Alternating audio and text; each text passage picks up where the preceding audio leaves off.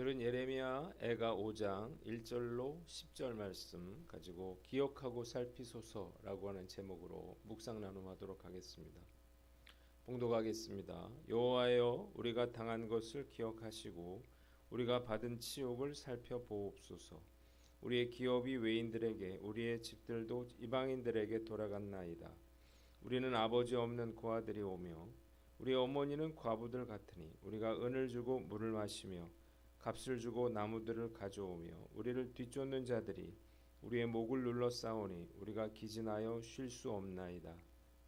우리가 애굽 사람과 아수르 사람과 악수하고 양식을 얻어 배불리고자 하였나이다. 우리의 조상들은 범죄하고 없어졌으며 우리는 그들의 죄악을 담당하였나이다. 종들이 우리를 지배하며 그들의 손에서 건져낼 자가 없나이다. 광야에는 칼이 있으므로 죽기를 무릅써야 양식을 얻사오니 굶주림의 열기로 말미암아 우리의 피부가 아궁이처럼 검으니이다. 아멘. 오늘 본문 1절로 10절 말씀, 우리는 그들의 죄악을 담당하였나이다 그랬습니다. 7절에 예레미야 선지자는 시온 백성의 비참한 처지를 구구절절 하나님께 아뢰어 올려드립니다. 먼저 1절로 3절 말씀, 첫째로 기업과 집을 빼앗긴 고아와 같이 되었다는 거예요. 그는 백성들이 당한 고난과 치욕을 하나님께서 살펴달라고 호소합니다. 하나님이 기업으로 주신 땅과 집은 이방인들에게 모두 빼앗겼고 그들은 아버지가 없는 고아가 되고 어머니는 과부가 되고 말았다는 것입니다. 두 번째 4절로 5절 말씀, 궁핍함과 두려움으로 기진하게 되었다는 것입니다. 땅과 집을 빼앗긴 백성들은 그들의 물도 돈을 내고 마시고 나무도 값을 지불해야만 했습니다. 또한 목에는 멍에가 매어 있어서 지쳐도 쉴 수가 없었습니다. 6절로 10절 세 번째로 조상들의 죄를 짊어졌다는 것입니다. 그들은 궁핍을 벗어나기 위해서 애굽과 아수르와도 손을 잡았지만 이로 인해서 더 큰 어려움을 겪게 됩니다. 죄는 그들의 조상들이 지었지만 그 죄값은 후손들이 짊어지게 됐습니다. 종들이 그들의 통치자가 되었으나 그들의 손에서 구원해 줄 자가 없었고 양식을 구하기 위해서는 약탈하는 자들의 칼날에 목숨을 걸어야만 했습니다. 그들은 굶기를 밥 먹듯 하다가 살이 까맣게 타 들어가게 됩니다. 본문이 우리에게 주는 교훈이 있는데 첫째로 하나님께 순종하라는 것입니다. 약속의 땅을 기업으로 받은 이스라엘이 땅과 집을 잃고 아버지를 잃은 고아가 되고 종들의 지배를 받는 그러한 비참한 신세가 되고 말았습니다. 이유가 무엇인가요?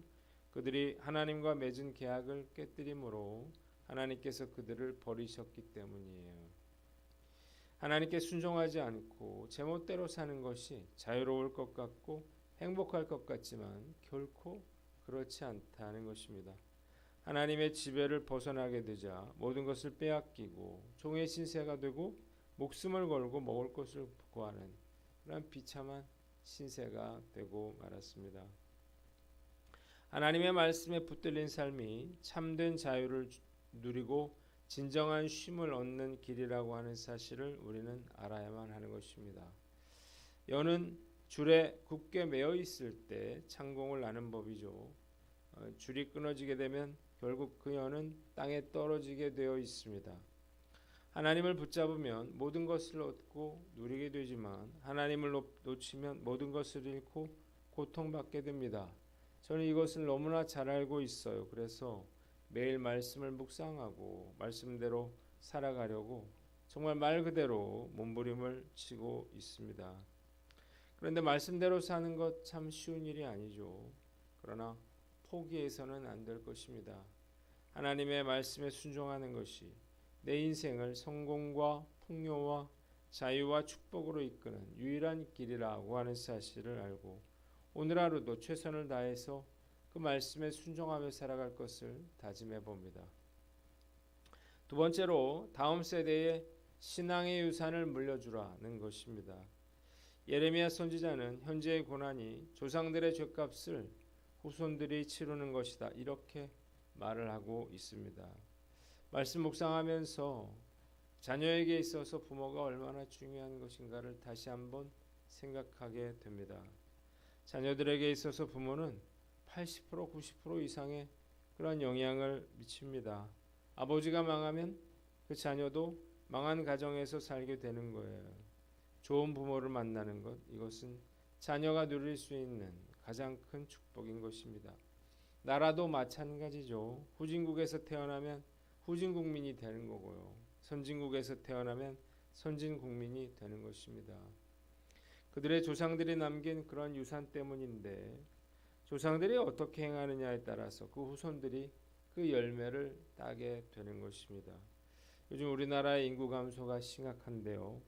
아이를 낳으면 힘들다고 하는 그런 인식 때문인데 이 나라가 나중에 어떻게 될지 참 걱정스럽습니다.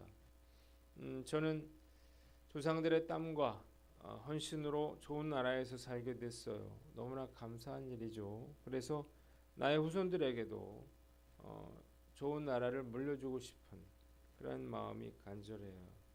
그러기 위해서 가장 중요한 것은 신앙의 유산을 후손들에게 물려주는 것입니다. 신앙의 유산이야말로 대대손손 자손들이 축복을 누릴 수 있는 가장 중요한 요인이기 때문입니다. 20년 뒤, 30년 뒤에도 이 나라가 복을 과연 누리고 있을지 두려운 마음이지만 최선을 다해야 할 것입니다. 목회자는 말할 것도 없고 부모라면 특히 자녀들에게 신앙의 유산을 물려주어야만 합니다. 아이들 앞에서 하나님께 기도하고 또 순종하는 모습을 보여주어야 하는 거예요. 하나님께서 한국교회와 이 나라를 불쌍히 여겨주셔서 신앙의 유산이 계승될 수 있기를 간절히 기도합니다. 마지막으로 이웃의 불행을 기뻐하지 말아라는 거예요. 이스라엘 백성들이 고통받을 때 즐거워하고 기뻐하는 자들이 있었습니다. 그들은 굶주린 백성들이 양식을 구해오는 것을 기다렸다가 약탈했습니다. 하나님은 이웃의 불행을 이용하여 자신의 배를 불리는 악인들을 반드시 심판하십니다. 다른 사람들의 실패와 고통을 보면서 겉으로는 안타까워하는 척하지만 실제로는 얼마든지 좋아할 수 있습니다. 다른 사람의 불행이 나의 이득의 기회가 될 수 있기 때문입니다. 요즘 고등학생들을 보면 마음이 짠해요. 치열한 경쟁 때문에 어쩔 수 없겠지만 내신 성적이라고 하는 것이 상대평가이기에 친구를 적으로 만들 수가 있기 때문입니다. 나보다 공부를 잘하는 학생이 아프거나 다치면 안타까워하기보다는 속으로 좋아할 수가 있습니다. 내가 더 좋은 등급을 받을 수가 있기 때문입니다. 이런 일은 우리 주변에서 흔히 일어나고 있습니다. 경쟁 관계에 있는 가게가 어려움을 겪게 되면 다른 가게가 반사 이익을 얻게 되는 것입니다. 교회도 마찬가지예요. 한 교회가 어려움과 분란을 겪게 되면 주변 교회들에게는 성장의 기회가 될 수 있는 것입니다. 제가 아는 교회는 개척하자마자 단시간에 급성장을 하게 됐는데 이유가 있었습니다. 마침 그 주변에 있던 교회가 건축 문제로 큰 어려움을 겪다가 많은 성도들이 빠져나가 그 교회로 이동했기 때문이에요. 어쩔 수 없는 일일 수도 있지만 이런 일들을 속으로 좋아한다면 하나님께서 결코 기뻐하시지 않을 것 같아요. 지금과 같은 AI 시대에 이런 무의미한 경쟁을 언제까지 해야 하는지 잘 모르겠어요. 하나님께서 이 나라에게 많은 복을 주셨는데 이제부터라도 함께 잘 살 수 있는 그런 나라가 되었으면 좋겠습니다. 다른 사람의 아픔을 나의 아픔으로 여기고 위로하며 도와야 하는 거예요. 그래야만 하나님께서 기뻐하시고 이 나라에 은혜를 계속해서 부어주실 수 있기 때문입니다. 이 나라를 함께 더불어 행복한 나라로 만들어가는데 최선의 노력을 기울일 것을 다짐해 봅니다. 기도하겠습니다. 하나님께 순종하고 다음 세대에 신앙의 유산을 물려주며 이웃의 불행을 기뻐하지 않게 하여 주시옵소서.